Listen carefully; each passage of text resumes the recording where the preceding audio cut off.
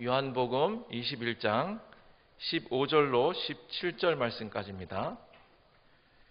그들이 조반 먹은 후에 예수께서 시몬 베드로에게 이르시되 요한의 아들 시몬아 내가 이 사람들보다 나를 더 사랑하느냐 하시니 이르되 주님 그러하나이다. 내가 주님을 사랑하는 줄 주님께서 아시나이다. 이르시되 내 어린 양을 먹이라 하시고 또 두 번째 이르시되 요한의 아들 시몬아 내가 나를 사랑하느냐 하시니 이르되 주님 그러하나이다. 내가 주님을 사랑하는 줄 주님께서 아시나이다. 이르시되 내 양을 치라 하시고 세 번째 이르시되 요한의 아들 시몬아 내가 나를 사랑하느냐 하시니 주께서 세 번째 내가 나를 사랑하느냐 하심으로 베드로가 근심하여 이르되 주님 모든 것을 아시오매 내가 주님을 사랑하는 줄을 주님께서 아시나이다. 예수께서 이르시되 내 양을 먹이라. 아멘. 오늘 이 말씀은 여러분들이 익히 잘 아는 말씀이지만은 제가 여러분들과 함께 내가 나를 사랑하느냐, 예수님께서 시몬 베드로에게 단도직입적으로 질문을 던진 말씀이에요.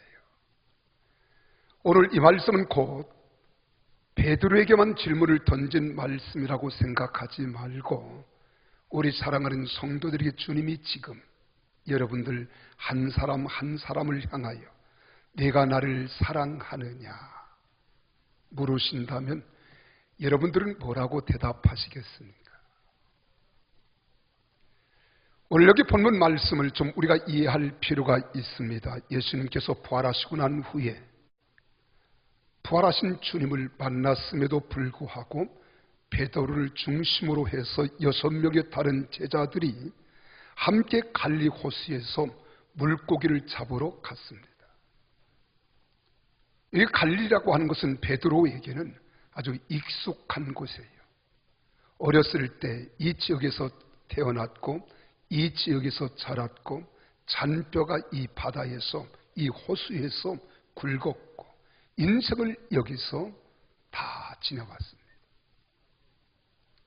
거기서 주님의 부르심을 받았어요. 그리고 예수님을 3년 반 동안 따라다니면서 예수님으로부터 가르침을 받았고 많은 하나님의 살아계심을 경험하고 체험했지만은 무슨 일 때문인지는 모르지만은 예수님을 떠나서 부활하신 주님을 만나고서도 다시 갈릴리 바다에 가서 고기를 잡고 그들이 허탈한 마음으로 지금 바닷가로 나왔습니다. 여러분, 고기 하면 이 갈릴리 바다 하면 예수님보다는 아마 베드로가 더 잘 알 수 있을지 몰라요. 이 갈릴리 호수는 모든 지형 또 어느 곳에 고기가 몰려 있고 물의 기후 차이는 어디가 따뜻하고 어디가 춥고 다 누구도 잘 알아요. 어떤 고기가 어디 있는지를 알아요. 그리고 낮에는 고기를 잡을 수 없다는 것을 알았던 베드로 밤에 잡을 수 있다고 생각하고 밤새도록 수고했지만은 한 마리도 잡지 못했어요. 허탈감에 빠졌습니다. 그리고 그들이 바닷가에 나와서 그물을 씻고 있을 때 예수님이 하시는 말씀은 깊은 데로가 아니에요. 오른편에 그물을 던져라. 그리고 그물을 던졌더니 결과론적으로만 말씀을 드리면 그물을 들어 올릴 수 없을 만큼 어느 성경에서는 153마리 그물이 찢어지도록 그리고 4배를 채우고 다른 배도 가득히 채웠다 이렇게 이야기하고 있습니다. 그리고 예수님께서 이제는 숯불을 피워놓고 고기를 가져오라 하시고서는 고기를 구워서 함께 나누어 먹고 난 다음에 예수님이 요한의 아들 시몬아 라고 부르신 이 시몬은 예수님이 처음 베드로를 만났을 때 불렀던 이름입니다. 근데 그의 이름이 너희 이름을 시몬이라 하지 않고 내 이름을 베드로라 계명까지 해주셨는데 예수님께서 그때의 베드로를 부르신 이름은 첫 번째 계명되기 전에 이름을 시몬이라고 불러주신 거예요. 그리고 첫 번째 질문이 그겁니다. 요한의 아들 시몬아, 내가 이 사람들보다 나를 더 사랑하느냐? 예수님께서는 다른 사람, 다른 어떤 것보다 주님을 더 사랑하느냐고 물으신 거예요. 베드로는 대답합니다. 그렇습니다. 근데 여기 원어를 보면, 헬라 원어에서 보면은 내가 이 사람들보다 라고 하지 않고요, 이 모든 것들보다 이렇게 말합니다. 이 모든 것들보다는 이 사람들보다 더 폭넓은 것을 의미하고 있어요. 여기는 이 많은 사람들이 나를 사랑하는 것보다 네가 나를 더 사랑하느냐, 이것은 물론 여기에 배나 그물이나 너의 생계를 이어갈 수 있는 이 도구들, 네가 세상에서 사랑할 수 있는 모든 것들보다도 네가 나를 더 사랑하느냐라고 하는 질문입니다. 베드로는 그렇다고 대답하잖아요. 여기서 무엇을 말합니까? 하나님을 사랑하는 것은 다른 사람들보다도 다른 어느 것보다 더 사랑하는 것이라는 것입니다. 여러분, 우리가 사람을 사랑해도 하나님보다 더 사랑하면 안 된다, 이 말입니다. 하나님께서는 아브라함에게 독자 이삭보다 하나님을 더 사랑했듯이 하나님을 더 사랑해야 한다는 사실을 각인시키는 거예요. 사실 하나님에 대한 사랑은 세상에 대한 거절을 내포하고 있습니다. 세상 어떤 것보다 더 사랑해야 한다는 겁니다. 이것을 첫 번째 질문에서 이야기해 주시는 거예요. 두 번째는 요한의 아들 시몬아, 네가 나를 사랑하느냐? 이번에는 첫 번째 질문과 무엇이 다릅니까? 첫 번째는 이것들보다, 이 사람들보다 라고 하는 비교의 대상이 있었지만은 두 번째 질문에서는 비교의 대상이 없습니다. 그냥 주님을 사랑하느냐고 물으신 거예요. 베드로는 그렇다고 대답합니다. 하나님의 사랑은 말 그대로 하나님 자체를 사랑하는 거예요. 저 개인을 생각해 봅니다. 내가 하나님을 사랑하는 하나님의 사람이라고 일컬어 말하고 공인된 목사입니다. 그런데 어느 때 내가 나를 보면은 내가 하나님을 사랑한다고 말하면서도 하나님께서 선물로 주신, 또 선물로 허락한 것들을 하나님보다 더 사랑할 때가 많아요. 여러분은 아니 그럴지 몰라도 나는 그럴 때가 많더라고요. 어느 때 나는 하나님을 사랑합니다. 하나님 없이는 살 수 없습니다. 이렇게 내가 뻥뻥거리면서도요, 내 자식을 더 사랑할 때가 있더라고요. 주님보다 더 물질에 내가 붙잡혀 있을 때가 있더라고요. 근데 주님은 오늘 우리에게 그렇게 말씀하는 거예요. 하나님 자체를 사랑하라는 거예요. 나는 때때로 하나님보다 하나님이 주시는 복을 더 사랑할 때가 있음을 내가 여러분들에게 고백했잖아요. 어느 때는 내게 주신 지식, 이걸 더 앞세우더라고요. 주님이 주신 지혜인데 그 안락한 지혜를 하나님보다 더 귀히 여길 때가 있어요. 그리고 그걸 의지할 때가 있어요. 사랑하는 성도 여러분, 여러분은 어떻습니까? 하나님 주신 사업을 하나님보다 더 사랑하지는 않습니까? 하나님께서 주신 재능, 기능, 능력을 여러분은 하나님보다 더 사랑하지는 않습니까? 그러나 하나님을 사랑하는 것은요, 하나님의 인격 자체, 하나님의 성품을 사랑하라는 것입니다. 하나님의 인재를 사랑하라는 거예요. 하나님 당신만 있으면 됩니다. 당신 한 분이면 만족합니다. 당신이면 끝납니다. 당신 내 인생의 전부입니다. 그렇게 고백하는 거예요. 하나님을 의지할 때 역사가 일어나요. 기적이 나타납니다. 이 말은 참 원고도 없는 이야기인데 제가 지금 병원에서 입원하고 있어요. 지금 며칠을 먹지도 못하고, 근데 성도들한테 예배 드리는 것은 포기할 수 없더라고요. 저는 꼭 나가야 됩니까? 외출해 주세요. 조금 힘을 주면 현기증이 나고 속에서 구토가 올라오고, 그렇다고 죽을 병은 아니에요. 어지럼증이 오고요. 그러나 오늘 주일입니다. 예배는 내가 드려야 합니다. 어떻게 보면 욕심일 수 있어요. 우리 장로님들, 목사님, 부목사들이 있는데 맡기세요. 목사님 꼭 가셔야 됩니까? 장로님 지금이 어느 때입니까? 우리는 지금 총동원을 해서 전도에 매진하고 있을 때입니다.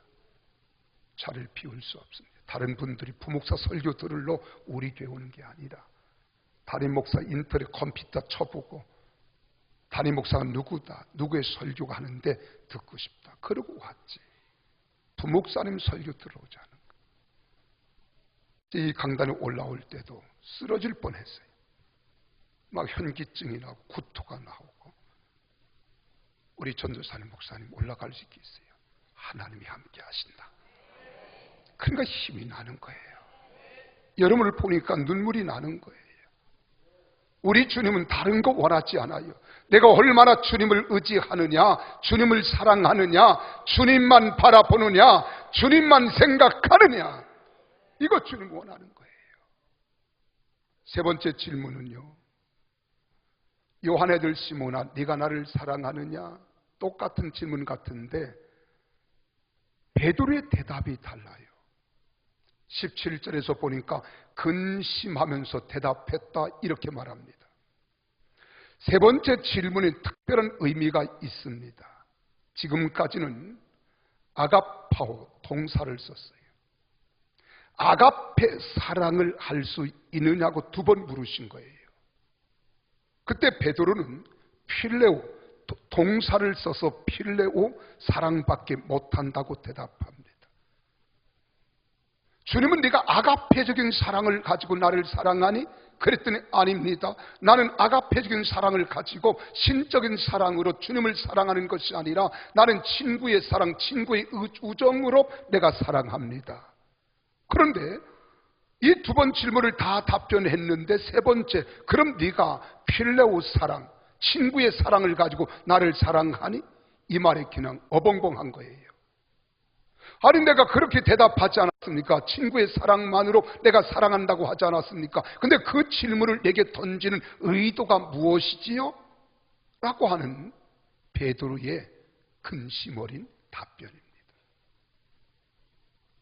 내가 그렇게 대답했는데 또 그 질문을 내게 던지십니까? 주님이 베드로에게 내가 필레오 사랑을 할 수 있겠느냐 물으신 거예요. 그러자 베드로는 근심하면서 대답합니다. 주님, 모든 것을 다 아시지 않습니까? 내가 주님을 필레오 사랑을 하는 줄 아시지 않습니까? 저는 이 대답이 우리는 필레오 소피라는 말이죠. 이 말은 지혜를 사랑한다. 필레오, 여러분 사랑이거든요. 사랑은 우리는 그냥 사랑하면 다 동토로서 하나지만 헬라 원어를 보면 사랑이 네 가지가 있어요. 하나는 아가페 신적인 사랑, 필레오 친구의 우정, 수틀게 부모가 자녀를 사랑하는 것, 에로스 연인 간의 사랑. 근데 우리는 동토로 사랑이거든요. 근데 그 말이 별로 그렇게 틀리다는 말은 아니지만은 여기서 필레오 소피, 지혜에 대한 사랑입니다. 우리는 가끔 그런 말 하잖아요. 음악하는 필하모니 그러잖아요. 필하모니 오케스트라. 이건 음악에 대한 사랑입니다. 또 우리는 필 안드로포스, 인간에 대한 사랑, 박의 정신이에요. 근데 필 데오스가 가능합니다. 여러분 필 사랑이지만 하나님도 그 사랑한다는 거예요. 그러니까 하나님께서도 우리에게도 예수님은 나의 좋은 친구 이렇게 말해요. 나의 신부, 나의 아버지. 그러니까 하나님의 사랑이 가능하다는 거예요. 여러분 필레오의 사랑과 아가페의 사랑을 차이를 좀 알겠지요? 여러분 우리가 아가페의 사랑은 하나님이 우리 인간을 무조건적으로 사랑하는 사랑입니다. 선인이나 악인을 가리지 않습니다. 햇빛을 주실 때에도 비를 내려 주실 때에도 공기를 주실 때도 선인이기 때문에 의인이기 때문에 더 신선한 공기 마시라 그러지 않아요. 똑같이 주시는 거예요. 우리가 이런 아가페 사랑으로 하나님을 사랑하기는 참 어려운 사랑입니다. 그래서 베드로는 감히 하나님을 아가페 사랑을 하겠다고 말을 할 수는 없었습니다.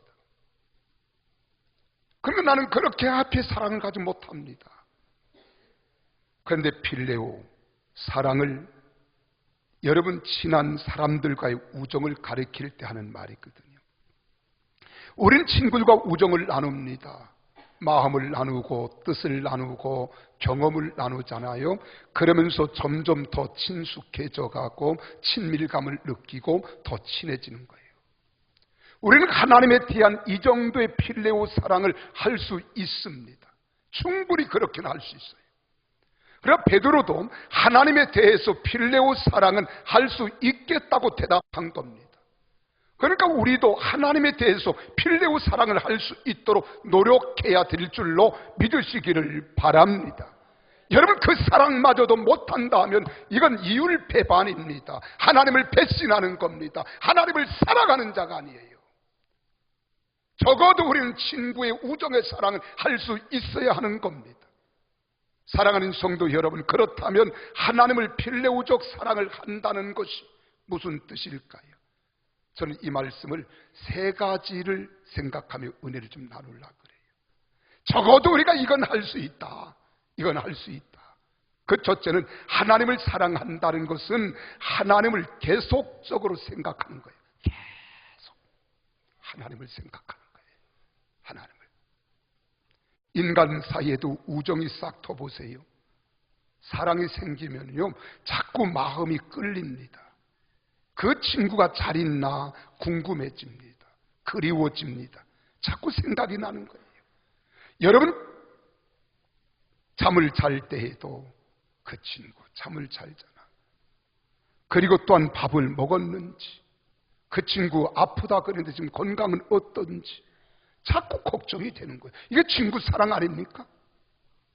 이런 것은 우리가 웬만하면 할 수 있다는 거예요. 이것이 친구의 우정, 필레오 사랑입니다. 나는 하나님 생각이 잘 나지 않는데 어떻게 하지? 이런 분이 계십니까? 그런 분들은 의도적으로 하나님께 집중하는 훈련을 해야 합니다. 이것을 성경에서는 하나님의 임재 연습, 경건에 이르는 훈련, 이렇게 말하는 거예요. 하나님이 나를 보고 계시잖아요. 하나님은 내 머리카락까지 세신 바 띄었고 내 마음을 감찰하시고, 우리 주도 면밀하게 여러분들을 지금 감찰하시는데 그 하나님이 어떻게 감찰하신다 하십니까? 여러분이 앉고 일어서는 것, 행동하는 것, 말하는 것, 생각하는 것 다 알고 계세요. 우리 머리카락까지 다 세셨다 그랬어요. 내가 나를 알고 있는 것보다도 우리 하나님은 나를 더 깊이 사랑하시고 더 깊이 알고 계십니다. 그럼에도 불구하고 여러분, 우리가 하나님을 잊고 살아간다면 정말 하나님 앞에 미안한 마음도 없습니까? 우리가 하나님을 잊고 살아간다면 어떻게 우리가 하나님의 자녀, 하나님의 백성이라고 말할 수 있겠습니까? 하나님은 여러분 어떤 처소, 상황, 환경, 조건, 여건에 있다 할지라도 하나님은 여러분을 다 알고 계신 거룩하신 능력의 하나님이심을 믿으시기를 바랍니다. 내가 환난을 당하고 있다고요? 내가 고난 중에 있다고요? 내가 힘들다고요? 그런데도 왜 하나님 나를 돕지 않습니까? 나와 함께 하지 않습니까? 그래도 하나님은 거기에 계시고 있습니다. 이걸 믿어야 되는 거예요. 여러분, 독일 아우슈비츠에 가면 수용소가 있어요. 2차 대전 때에 히틀러가 유대인 600만을 학살할 때 러시아나 저 유럽이나 서아시아 있던 모든 유대인들을 보는 대로 잡아온 거예요.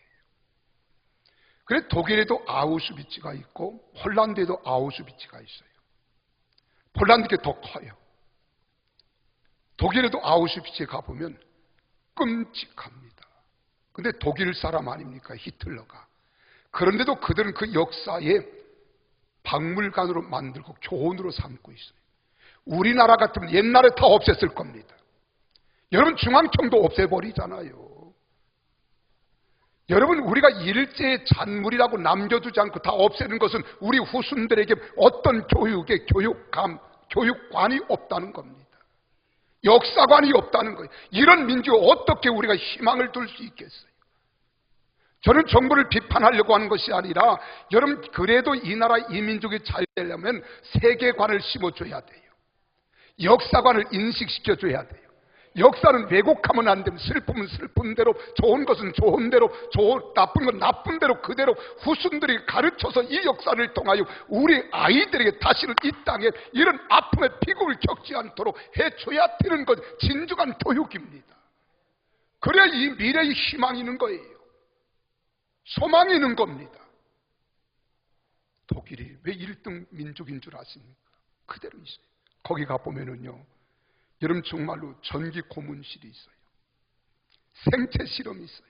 실험실이. 그냥 살아있는 유대인들을 살아있는 채로 머리를 가르고요, 배를 막 움직이는 뇌를 갖다가 막 보면 생체 실험하는 거예요. 가스실이 있습니다. 너를 샤워해야 된다고. 그걸 다 발가 벗겨놓고 가스실에 들여보내면은요, 스프링클러처럼 샤워기처럼 생긴 곳에 가스가 팍 쏟아나 질식해서 다 죽는 거예요. 이 사람을 태운 제가 산더미를 이룬 거예요. 이걸 여러분 비료로 썼다는 거예요. 대비로 썼다는 거예요. 이런 아우슈비츠, 지옥 같은 수용소입니다. 유대인들은 눈물을 뿌리면서 하나님을 향해서 이렇게 고백했던 내용을 한쪽 벽 후미진 곳에 쓰여진 것을 연합군이 탈환한 후에 연합군 병사가 우연히 발견하게 됩니다. 지옥 같은 그곳에 뭐라고 쓴 줄 아십니까? 그 크신 하나님의 사랑, 말로 다 형용 못하네. 하늘을 두루마리 삼고 바다를 먹물 삼아도 한없는 하나님의 사랑 다 기록할 수 없겠네. 어떻게 이런 글이 나올 수 있어요? 이 지옥 같은 수용소에서 죽음만 기다리고 있던 한 유대인이 하나님을 찬양하고 있다니 놀라지 않을 수 없잖아요. 그런데 그 밑에 또 하나의 문장이 눈에 띄었습니다. 뭐라고 쓴 줄 아십니까? 하나님은 여기에 계십니다. 하나님은 여기에 계십니다. 로마서 8장 35절에 그렇게 말합니다. 누가 우리를 그리스도의 사랑에서 끊으리요? 환난이나 곤고냐 핍박이냐 기근이냐 적신이냐 위험이냐 칼이 우리를 끊을 수 있겠느냐? 아무것도 우리를 끊을 수 없다. 하나님의 사랑입니다. 두 번째 질문은요, 하나님을 사랑한다는 것은 하나님 옆에 머물고 싶어하는 마음, 하나님 곁에 머물고 싶어하는 마음. 여러분, 사랑하는 사람이 생기면 계속 붙어 있고 싶잖아요. 떨어지기 싫어요. 여러분, 친구도 그래요. 좀 더 오래 이야기하고 싶고 기냥 시간 끌고 싶고요. 내 사랑하는 애인이 생겼다고 생각해 보세요. 밤에 가는 게 이게 아쉬워요. 제가 연애할 때는요, 통행금지라는 게 있었습니다. 저는 그때 군발이었어요. 군발에 해야 알아듣는 사람이 있고 군인 아저씨 해야 알아듣는 사람이 있더라고요. 군인이었어요. 근데 통행금지가 있는데 우리 은희 씨를 만나려고요, 전화를 걸어서 만나면요, 시간 가는 게 아쉬워요. 그래 이 핑계 저 핑계 되면서 아예 밤을 지새워가면서 이야기하고 싶어서 딱 11시 반에 예비 사이렌이 울리고 12시쯤 되면 막 안달하잖아요. 그러면 일부러 파출소 앞으로 지나갑니다. 우리를 잡아서 좀 유치장에 가다 두시오. 거기서 말하고 싶어서 그런 거 말하고 싶어서. 사랑하는 사람이 생기면 이렇게 곁에 두고 싶어 하는 거예요. 하나님을 바라보며 하나님을 경배하며 하나님 앞에 예배하는 것이 즐겁습니다. 바로 이것이 예배의 자유, 혼자서도 예배 드리는 삶에 가능한 이유를 여기서 말하는 겁니다. 그래서 믿음의 주에 온전케 하시는 예수님을 바라보라 하는 거예요. 하나님이 내 곁에 계심을 믿고 그를 의지하며 그분께 기도하는 거예요. 그분을 찬양하는 거예요. 그분께 영광을 돌리는 거예요. 그래서 로마서 12장 1절 2절에 말합니다. 우리가 믿음으로 구원을 받았으니 그러므로 너희는 가서 어떻게 하라 그랬습니까? 하나님이 선하시고 기뻐하시고 온전한 뜻이 무엇인가 분별하여 너희 몸을 하나님이 온전히 거룩한 산제물로 드리라는 거예요.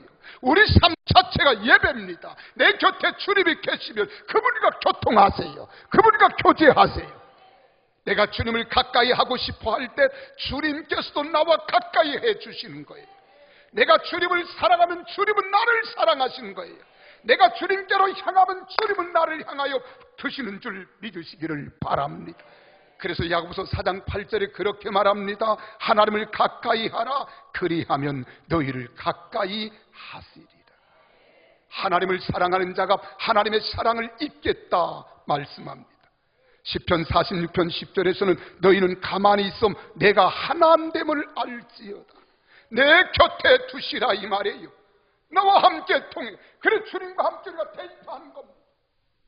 이것이 주님과 함께하는 삶이에요. 이렇게 사랑할 수 있잖아요. 마지막 세 번째로는 하나님을 사랑한다는 것은 하나님이 기뻐하시는 일을 하는 겁니다. 따라합시다. 하나님이 기뻐하시는 일을 하는 것입니다. 우리 옆 사람과 인사해. 하나님이 기뻐하시는 일을 하는 거예요. 오늘 말씀도 주님께서 주님을 사랑한다고 고백하는 베드로에게 뭐라고 말씀은 내 양을 먹이라 하는 사형 명령을 내리시잖아요. 사랑하는 사람의 부탁은 거절할 사람이 어디 있습니까? 친구의 부탁을 거절할 친구가 어디 있겠습니까? 그러나 어떤 때는 친구가 부탁하지 않아도요, 친구가 기뻐하는 일을 할 수 있는 것이 아닙니까? 여러분, 하나님이 기뻐하는 것이 뭐예요? 하나님이 기뻐하는 것. 오늘 이 말씀을 우리가 생각해 보세요. 하나님이 기뻐하시는 것. 여러분, 이 땅의 사랑에서 하나님이 기뻐하시는 것은 난 크게 두 가지입니다. 하나는 우리를 향한 거예요. 하나는 또한 주님을 향한 거예요. 우리가 데살로니가전서 5장 16, 17, 18절에 보면 항상 기뻐하라, 쉬지 말고 기도하라, 범사에 감사하라, 이는 그리스도 예수 안에서 너희를 향하신 하나님의 뜻이니라는 거예요. 그러니까 하나님의 뜻을 알고 하나님 뜻대로 살아가는 것, 이것이 하나님이 기뻐하시는 일이에요. 근데 하나님이 항상 하나님의 뜻은 뭐 하래요? 항상 기뻐하래요. 기뻐하라. 어떻게 우리가 기뻐해요? 시험이 왔는데 기쁨이 옵니까? 어려운 고통이 왔는데 지금 우리가 굶주려서 괴로움과 고통이 기쁨이 와요? 이상하지요. 근데 기뻐하는 방법이 있더라고요. 어떻게 기뻐하느냐? 항상 기뻐하기 위하여 그리스도인의 자부심과 긍지를 가지고 사는 거예요. 그럼 내 속에서 기쁨이 막 솟아나요. 아, 내가 하나님의 자녀지. 이래도 내가 하나님의 백성이지. 이래 봬도 내가 하나님의 거룩한 권속이지. 하나님의 왕같은 족속이지. 하나님의 제사장이지. 우리 한번 옆 사람은 내가 이래 봬도, 손으로 내가 이래 봬도 하나님의 자녀입니다. 하나님의 백성입니다. 여러분, 하나님의 자녀가 얼마나 놀라운 줄 아십니까? 요한복음 1장 12절에 말씀하잖아요. 영접하는 자 곧 그 이름을 믿는 자들에게는 하나님의 자녀가 되는 권세를 주셨다. 하나님의 권세가 내 자녀진 나에게 임했다는 거예요. 그래서 우리가 주의 이름으로 귀신을 쫓아냅니다. 병든 자로서 기도합니다. 능력을 베푸는 거예요. 왜? 하나님이 함께 하시기 때문인 줄 믿으시기를 바랍니다. 이런 자부심과 긍지를 가지라는 거예요. 그래서 빌보서 4장 4절에 말합니다. 주 안에서 항상 기뻐하라. 내가 다시 말하노니 쉬지 말고 항상 기뻐하라는 거예요. 미국 사람들 보세요. 그 사람들이 어디 외국에 갈 때는요, 꼭 통과해야만 갈 때가 있어요. 국경을 넘어요. 근데 미국 사람들은 다른 사람들과 좀 달라요. 뭐가 다르요? 자부심이 있어요. 프리 패스하는 데가 많아요. 우리나라도 지금 세계에서 4번째 됐습니다. 근데 우리나라 사람들이 우리나라 사람으로 자부심과 긍지가 너무너무 없어요. 우리가 너무 잘 사는 걸 몰라요. 우리나라가 얼마나 멋진가를 몰라요. 우리나라가 얼마나 아름다운 나라인 줄 몰라요. 이게 우리나라의 비극입니다. 그런데 하나님의 백성들이 하나님 백성으로서 자부심과 긍지를 갖지 못한다. 이게 수치입니다. 자부심과 긍지가 있을 때 우리가 세상에서 줄 수 없는 기쁨이 있어요. 감사가 있어요. 평화가 있어요. 이 기쁨이 여러분 속에 넘쳐나기를 주의 이름으로 축원합니다. 그리고 두 번째로 하나님과 교제하랍니다. 이게 뭐예요? 쉬지 말고 기도하라. 쉬지 말고 기도하라. 그러니까 기도는 우리 의식 속에 개념이 그렇게 돼 눈을 감고 하나님 앞에 중얼중얼하는 것만이 기도인 줄 알아요. 자동차를 몰고 가면서도 눈을 감고 중얼중얼하다 전봇대 들여받으세요. 그것만이 기도가 아니라 여기서 기도를 바른 알아야 합니다. 하나님과의 교제입니다. 하나님과 교제예요. 두 번째로 예수님의 성품을 닮아가는 자, 가고자 힘쓰는 거예요. 내가 주님을 닮고자 힘써요. 내가 예수를 닮고자 힘쓰세요. 이게 주님과 교제하는, 그리고 성령님과 교통하세요. 그러면 성령께서 여러분들에게 은사를 주시고 능력을 주시어서 하나님의 능력으로 여러분을 써주실 줄로 믿으시기를 바랍니다. 그때 약한 내가 강한 자가 되어지고, 무지한 내가 지혜자가 되어지고, 무능한 내가 능력자가 되는 거예요. 이걸 믿어야 될 줄로 믿으시기를 바랍니다. 그리고 세 번째는 범사에 감사하래요. 언제나 감사하래요. 하나님과 함께하는 자는 모든 범사에 선을 이룰 줄 믿고 범사에 감사하라는, 이 말은 무슨 말? 전적으로 주님을 의지하고 믿으라는 거예요. 주님은 나와 함께 하십니다. 나를 도와주십니다. 내가 환난을 당하도, 시련을 당해도, 핍박을 당해도, 시험의 구렁이에 빠져 있을지라도, 내가 사방으로 우겨쌈을 당할지라도 주님께서 나와 함께 하심을 믿는 사람은 환난 때문에 문제가 되지 않습니다. 이보다 더 큰 역사를 하나님이 예비해 주신 것을 믿는 줄 믿습니다. 그래서 욥기서 23장 10절에 그렇게 말하는 거예요. 그가 나의 가는 길을 아시나니 나를 단련하신 후에는 정금과 같이 나오게 하시리라는 거예요. 현재 내가 당하는 고난은 장차 받을 영광과 좋게 비교할 수 없기 때문에 지금 여러분은 어떤 환경에 있습니까? 상황에 있으나, 그러나 주님이 나와 함께 하심을 믿는다면, 주님이 나를 좋은 것으로, 아름다운 것으로, 현재의 고난은 장차 받을 축복과 비교할 수 없다는 것을 믿고 나아가는 믿음의 사람인 줄 믿으시기를 바랍니다. 그래서 로마서 8장 28절에 바울 사도가 그렇게 말하잖아요. 하나님을 사랑하는 자, 곧 그 뜻대로 부르심을 입은 자들에게는 하나님께서 어떻게 해요? 모든 것이 합력하여 선을 이루시느니라. 이 사실을 믿으시기를 주의 이름으로 축복합니다. 두 번째는 작은 자라도 찾아 구원하는 일을 하는 것입니다. 작은 자. 마태복음 18장 14절에 그렇게 말합니다. 이 작은 자 중에 하나라도 잃는 것은 하늘에 계신 너희 아버지의 뜻이 아니니라. 하나를 소중히 여긴다는 거예요. 하나를 귀히 여긴다는 거예요. 이 말씀은 그 앞에 그런 문장이 있습니다. 어떤 사람이 양이 100마리가 있다 하자, 한 마리 양을 잃었다 하면 100마리 가운데 99마리 양을 거기에 두고 한 마리 잃은 양을 찾아 헤매지 않겠느냐. 가서 한 마리를 찾아오면 그 한 마리 양으로 인하여 기뻐하겠다는 거예요. 이것이 아버지의 뜻인 줄 믿습니다. 그러므로 사랑하는 성도 여러분, 이 말을 우리가 직설적으로 말하면 전도를 기뻐하시는 거예요. 왜요? 전도는 사람을 살리는 일이기 때문에, 사람을 구원하는 일이기 때문에, 사망에서 생명으로 옮겨주고 어둠에서 빛으로 바뀌어주며 소망 없는 삶을 소망 있는 삶으로 바꾸어주는 거예요. 이것이 아버지의 뜻입니다. 아버지가 기뻐하는 거예요. 예수 그리스도 오신 목적이 바로 이 전도를 위해서 오셨어요. 십자가 위에서 우리 모든 죄를 대속해 주시기 위하여 죽으심도 바로 생명을 구원하는 전도를 위해서 죽으셨고, 사망 권세를 이기고 부활하신 목적도 생명의 첫 열매가 되기 위해서 부활하신 거예요. 거룩하신 성령을 보혜사로 보내주심도 예수 그리스도를 증거하여 하나님의 자녀들을 구원코자 하심입니다. 그래서 우리는 포기하지 말아야 돼요. 포기하면 안 됩니다. 포기하지 말고 전도합시다. 진돗개 근성을 가지고 전도합시다. 한 번 물면 놓지 않는다는 거예요.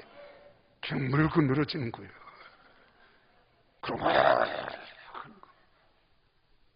여러분, 미국에 소매상 협회가 있습니다. 이 소매상 협회에서 조사한 바에 의하면 판매원의 48%가 손님에게 한 번 전화하고 포기한다는 거예요. 25%는 두 번 전화하고 포기한다는 거예요. 그 다음에 15%는 세 번만 전화하고 포기한다는 거예요. 이 말은 88%의 판매원들이 한 번 내지 세 번의 전화로 판매를 중단하고 포기한다는 거예요.